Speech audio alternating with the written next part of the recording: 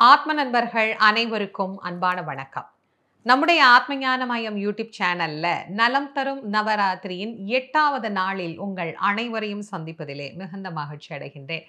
இன்னைக்கு சரஸ்வதி தேவியை வழிபடக்கூடிய 2வது நாளை எப்படி கொண்டாடணும், இன்றைக்கு ஒரு அதிசயமான அம்பிகை எந்த தலத்தில் எழுந்தருளி அருள் புரிகிறார் அப்படிங்கிற அனைத்து தகவலோடு இந்த பதிவை பார்க்கலாம் வாங்க.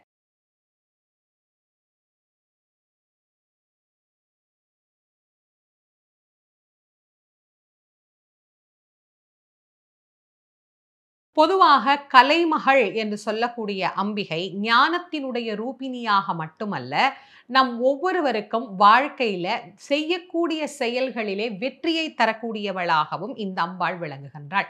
எதனால இவள் வெற்றிக்குரியவள் அப்படின்னு சொல்றேன்னா, ஒரு காரியத்தை செய்கின்ற போது அதிலே ஞானம் இருக்கிறது என்று சொன்னால் வெற்றி என்பது கண்டிப்பாக கிடைக்கும். அதனால்தான் நமக்கு பெரியவங்க சொல்ற போதே ரொம்ப அழகா சொன்னாங்க, 3 சக்திகளையும் யார் ஒருவர் முறையாக வழிபடுகிறார்களோ அவர்களுக்கு வெற்றி என்பது நிச்சயமாக கிடைக்கும். அதனால்தான் துர்கா, லக்ஷ்மி, சரஸ்வதி.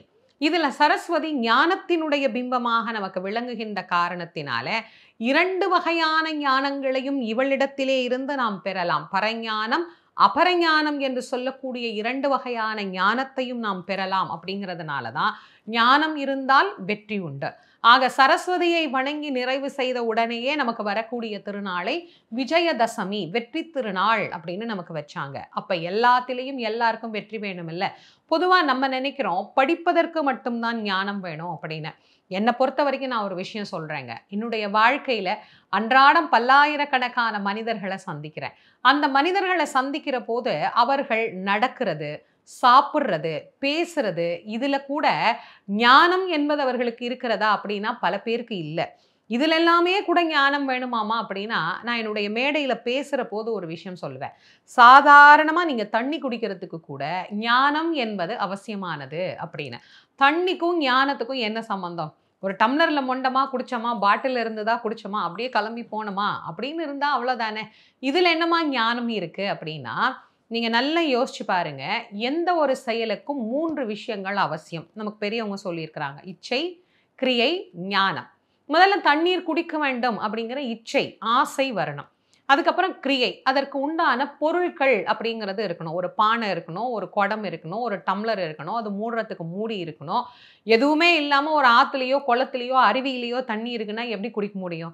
அதெல்லாம் எதையாவது ஒரு முறைப்படுத்தி அதற்கு உண்டான கருவிகள், அதைத்தான் நம்ம கிரியைகள் அப்படின்னு சொல்றோம். அப்புறமா ஞானம்.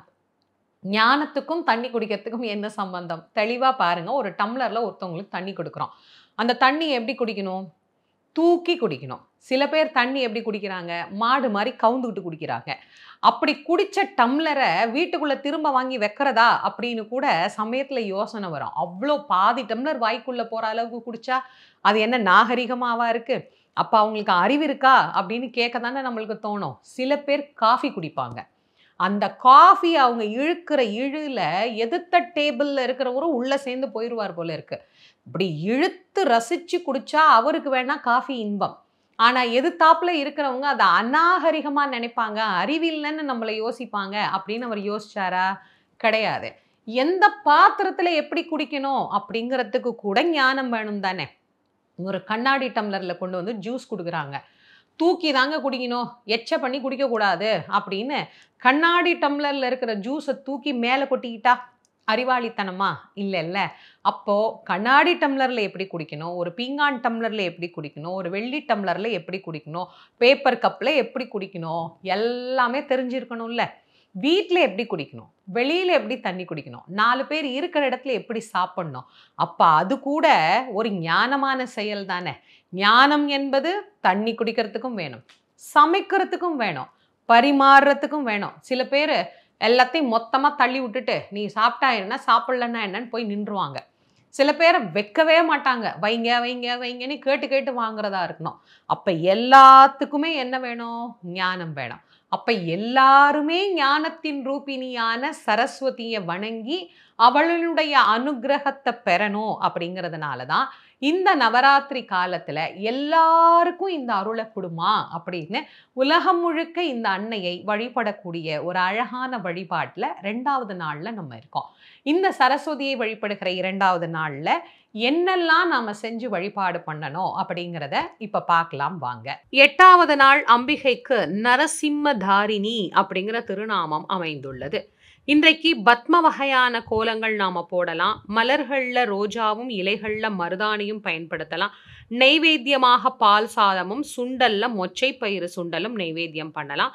பழத்துல திராட்சை பழமும் ராகத்துல புன்னகவராளி ராகமும் நிறத்தில் பச்சை அல்லது அரக்கு நிறமும் நாம பயன்படுத்தலாம். இன்னைக்கு என்னெல்லாம் அம்பாளுக்கு செஞ்சு வழிபாடு பண்ணணும் அப்படிங்கிறத பார்த்துருப்பீங்க. இதுல எது உங்களால முடியுதோ அதை செஞ்சு கண்டிப்பாக அம்பாளுக்கு நெய்வேத்தியம் பண்ணி வழிபாடு பண்ணுங்க. ஒரு சிலருக்கு சந்தேகம் இருக்கும், நீங்க தினம் சொல்ற மாதிரி இந்த முறைகள்ல எதுவுமே எங்களால செய்ய முடியலமா, 1-2 நாள் இந்த கடைசி 2-3 நாளாவது செய்யலாமா அப்படின்னா தாராளமா செய்யலாம். அது மட்டும் இல்ல, ஒரு சிலர் எளிமையா ஏதாவது ஒரு சுண்டல் மட்டும் தினம் வச்சு நைவேத்தியம் பண்ணலாமா அப்படின்னு கேட்குறீங்க. தாராளமா செஞ்சுக்கலாம். எது உங்களால முடியுதோ அதை செய்யுங்க. ஆனா இந்த 9 நாளும் அம்பாளை கொஞ்சம் கொண்டாடி போற்றி புகழ்ந்து வழிபாடு பண்ணோம்னா நிச்சயமா அம்பிகையினுடைய அருள் அப்படிங்கிறது நமக்கு பரிபூரணமாக கிடைக்கும். சரி, இன்னைக்கு நான் பார்த்து வியந்த அம்பிகையில எந்த கோயிலை பத்தி உங்களுக்கு நான் சொல்ல போறேன் அப்படின்னா, இதுவும் பிரபலமான ஒரு கோவில் தான். பலருக்கும் தெரிந்த ஒரு திருத்தலம். நவக்கிரக தலங்கள்ல ஒன்றாக விளங்கக்கூடிய திரு நாகேஸ்வரம் அப்படின்னு அழைக்கப்படக்கூடிய அற்புதமான திருத்தலம். ராகு பகவான் வழிபட்ட திருத்தலம். அதனால் திரு நாகேஸ்வரமாக இந்த திருத்தலம் விளங்குகின்றது. இங்க சுவாமிக்கு நாகநாத சுவாமி அப்படின்னு பேரு. அம்பாளுக்கு கிரி குஜாம்பாள் அப்படின்னு பேரு. தமிழ்ல பிறையணி வானுதலாள் அப்படின்னு அழைக்கப்படக்கூடியவள் இந்த அம்பாள். அப்ப எவ்வளவு அழகான பேர் பாருங்க இந்த அம்பிகைக்கு.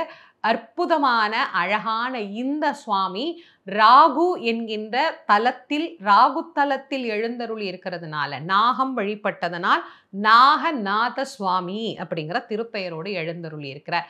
எல்லாருமே வாழ்க்கையில ஒரு முறையாவது இந்த கோயிலுக்கு கண்டிப்பா போயிருப்பீங்க அப்படின்னு நான் நம்புறேன். ஏன்னா பலருக்கும் இந்த திருமண தோஷம், குழந்தை பேரு தோஷம், இந்த மாதிரி தோஷங்கள் இருக்கு அப்படின்னா திருநாகேஸ்வரம் போய் பாலபிஷேகம் செய்து வழிபாடு செய்யக்கூடிய ஒரு வழிபாடு அப்படிங்கிறது ரொம்ப ரொம்ப பிரபலமான வழிபாடு. அது கண்டிப்பா எல்லாருக்குமே தெரிஞ்சிருக்கும். இந்த கோவிலுக்கு போய் வழிபட்டுட்டு வந்திருப்பீங்க. இந்த சுவாமி பத்தியும் இங்க இருக்கக்கூடிய இந்த நாகர் வழிபாட்டை பத்தியும் பேசுறதுக்கு நிறைய விஷயங்கள் இருந்தாலும் நாம இப்ப நவராத்திரியில அம்பாளை பத்தி சிந்தனை பண்ணிட்டு இருக்கிறோம். அந்த வகையில இங்க அம்பாள் தனி சன்னதியாக வெளியில இருக்கிறாள். நிறைய பேர் கோயிலுக்குள்ள போயிட்டு வழிபாடு பண்ணிட்டு அப்படியே கார் ஏறி பஸ் ஏறி கிளம்பி போயிடுறாங்க. அம்பாள் சன்னதி கோவில்ல இருந்து வெளியில தனியாக அமையப்பட்டிருக்கக்கூடிய சன்னதியில தான் இந்த அம்பாள் எழுந்தருளி இருக்கிறாள். இந்த அம்பாளுக்கு என்ன சிறப்பு அப்படின்னா, இவள் 3 தேவியராக காட்சி தரக்கூடிய அம்பிகை. கிரிகுஜாம்பாள் நடுநாயகமாக எழுந்தருளி அருள் புரிகின்றார். அவளுக்கு 2 மருங்கிலேயும் லக்ஷ்மி தேவியும் சரஸ்வதி தேவியும் காட்சி கொடுக்குறாங்க. 3 தேவிமார்களும் ஒரே கருவறையில் சுயம்பு ரூபமாக காட்சி கொடுக்கக்கூடிய ஒரே திருத்தலமாக விளங்கக்கூடியது இந்த திருத்தலம் அப்படின்னே சொல்லலாம். அவ்வளவு அழகான அற்புதமான சுயம்பு ரூபங்கள். பொதுவா சுயம்பு அப்படின்னா நாம உயரம் அப்படின்னு கணக்கு பண்ணோம்னா ரொம்ப பெரிய உயரம்லாம் இருக்காது.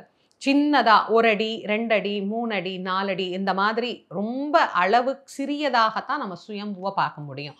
ஆனா இங்க ஒரு ஆள் உயரத்துக்கு மேல அம்பாள் சுயம்பு ரூபமாக எழுந்தருளி இருக்கிறாள் அப்படிங்கிறது உண்மையிலேயே ரொம்ப ரொம்ப ரொம்ப ஆச்சரியமான ஒரு விஷயம். அதிலும் ஒரு அம்பாள் மட்டும் சுயம்பு கிடையாது. 3 பேருமே கலைமகள், அலைமகள், மலைமகள் என்று சொல்லக்கூடிய மூவருமே இங்கு சுயம்பு ரூபிணியாக காட்சி தந்து கொண்டிருக்கிறார்கள். எதுக்கு அம்பாள் நடுவுல, இந்த பக்கம் சரஸ்வதி லட்சுமி எதுக்கு? ஏன் இப்படி ஒரு கோலத்துல 3 பேரு காட்சி தர்றாங்க அப்படின்னா அதுக்கு ஒரு வரலாறு இருக்குல்ல. அந்த வரலாறை நான் சொல்றேன். பிருகு முனிவர் சிவபெருமானை மட்டுமே வழிபாடு செய்யக்கூடியவர். அவருக்கு சிவம் தான் பெருசு. சிவத்தை விட பெருசு உலகத்துல எதுவுமே கிடையாது. எல்லாம் சிவம் அப்படிங்கிறது தான் அவருடைய கொள்கை. எல்லாம் சிவம், உண்மைதான். சிவத்தை விட பெரிய தெய்வம் வேற ஒன்றும் இல்லை. ஆமா, உண்மைதான். சிவாத் பரதரம் நாஸ்தின்னு வேதமும் சொல்லுது.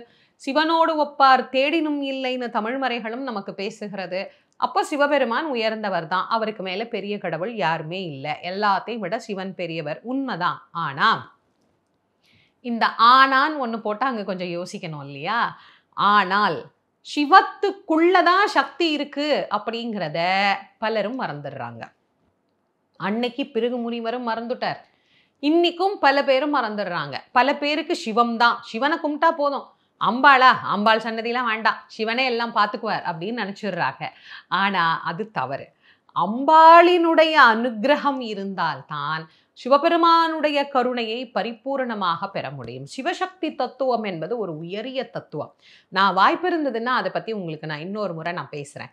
ஏன்னா சிவசக்தி தத்துவத்தை புரிந்து கொண்டால் இந்த உலக இயக்கத்தையே நம்மால் புரிந்து கொள்ள முடியும்.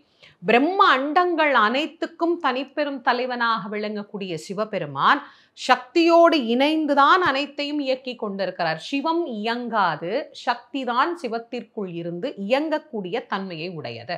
அப்போ இயக்கும் பொருளாக சக்தி இருக்கிறதுனா சக்திக்கும் மரியாதை கொடுக்கணும் இல்ல, சக்தியையும் வணங்கணும் இல்ல. அம்பாளை புறக்கணித்து விட்டு சிவனை மட்டும் வழிபாடு செய்வது அப்படிங்கிறது நியாயமா? கிடையாது. இது பிருகு முனிவருக்கு தெரியல.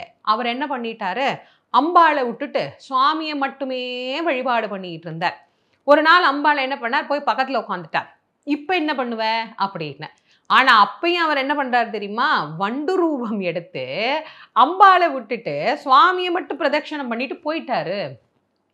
அம்பாளுக்கு வருத்தம், கோபம், என்ன பண்றதுன்னு தெரியல, ஏன் நம்மளை இப்படி தனியா பாக்குறாரு, இது நியாயம் இல்லையே அப்படின்னு நினைச்சவர் சுவாமியோடைய அனுமதியோடு தவம் செய்வதற்காக பூலோகத்துக்கு வந்தார். அப்போ வருகிற போது சிவபெருமான் என்ன பண்றாராம், கூடவே இந்த 2 தேவியர்களையும் அனுப்பி வைக்கிறாராம். நீங்க போய் துணைக்கு இருங்க அப்படின்னு சொல்லி அனுப்பி வைக்கிறாராம். அப்படி அலைமகளும் கலைமகளும் உடன் இருக்க அம்பாள் இறைவனை வேண்டி தவம் செய்து தனக்கு இறைவனில் சரிபாதி வேண்டும் அப்படின்னு எல்லாம் வல்ல இறைவனோடு அர்த்தநாரீஸ்வரராக இறைவன் மாறுவதற்கு அம்பாள் தவம் பண்ணின இடம் இந்த இடத்தை தேர்வு பண்ணி இங்க வந்து சுயம்பு ரூபமாக அவள் காட்சி தருகின்றாள். அதனாலதான் நடுநாயகமாக அம்பாளும், ஒரு பக்கத்துல சரஸ்வதி தேவியும் மற்றொரு பக்கத்துல மகாலட்சுமியும் இந்த ஆலயத்துல காட்சி தர்றாங்க. அப்ப இவ்வளவு அழகான சுயம்பு ரூபிணியாக இந்த அம்பாள், சுயம்புன்னா கூட இந்த அம்பாளை அலங்காரம் பண்ற விதம் இருக்கு பாருங்க, உண்மையிலேயே சிற்பத்துல வடிச்சா கூட இப்படி ஒரு அழகும் நேர்த்தியும் இருக்குமா அப்படின்னு யோசிக்கிற அளவுக்கு அவ்வளவு அழகான ரூபிணியாக இந்த அம்பாள் காட்சி தருவாள். பலமுறை இந்த அம்பிகையை பார்த்து பார்த்து பார்த்தும் இன்னும் பார்க்கணும் பார்க்கணும் பார்க்கணும் அப்படிங்கிற ஆர்வம் மேலோங்கி கொண்டே இருக்கக்கூடியது இந்த அம்பிகை. இந்த அழகான ஆலயத்துல இந்த அம்பாளை வருடம் முழுவதும் இப்படி நம்மால தரிசனம் பண்ண முடியுமா அப்படின்னா ஒரு 48 நாட்கள் மட்டும் நாம தரிசனம் பண்ண முடியாது. தை மாதம் பொங்கல் அன்னைக்கு இந்த அம்பிகைக்கு புனுகு சாத்தி திரையிட்டுருவாங்க. முக தரிசனம் மட்டும்தான். 48 நாட்கள் கழித்து நவச்சண்டி யாகம் பண்ணி அதுக்கு பிறகுதான் அம்பாளை மறுபடி நம்ம தரிசனம் பண்ண முடியும். மற்ற கோயில் போல இங்க அம்பாளுக்கு நித்திய அபிஷேகம் எல்லாம் கிடையாது. சுயம்பு அப்படிங்கிறதுனால வருடத்துக்கு ஒரு முறை இந்த 48 நாள் புனுகு சாத்தி இருக்கக்கூடிய வழிபாடு மட்டும்தான் இந்த அம்பாளுக்கு உண்டு. இந்த 48 நாளை தவிர மற்ற எல்லா நாளுமே இந்த அம்பாளை ரொம்ப அழகா நம்ம தரிசனம் பண்ணலாம். ஏற்கனவே நீங்க இந்த 3 பேத்தையும் பார்த்துருக்கிறீங்க, தரிசனம் பண்ணியிருக்கிறீங்க அப்படின்னா கண்டிப்பா எனக்கு கமெண்ட்ஸ்ல சொல்லுங்க. ரொம்ப அழகான இந்த அம்பிகையை இதுவரைக்கும் நீங்க பார்க்கல அப்படின்னா கண்டிப்பா ஒரு முறை போய் தரிசனம் பண்ணிட்டு வாங்க. இந்த பதிவை உங்களுடைய நண்பர்கள், உற்றார் உறவினர்களோட பகிர்ந்து கொள்ளுங்க. நம்முடைய ஆத்மஞான மையம் யூடியூப் சேனலை இதுவரைக்கும் நீங்க சப்ஸ்கிரைப் பண்ணலைன்னா பண்ணிக்கோங்க. மீண்டும் நாளைய நவராத்திரி பதிவில் உங்கள் அனைவரையும் சந்திக்கும் வரை உங்கள் அனைவருக்கும் நன்றியும் வணக்கமும் கூறி விடைபெறுவது திருமுருக வள்ளல் வாரியார் சுவாமிகளின் மாணவி தேசமங்கையர்க்கரசி. நன்றி, வணக்கம்.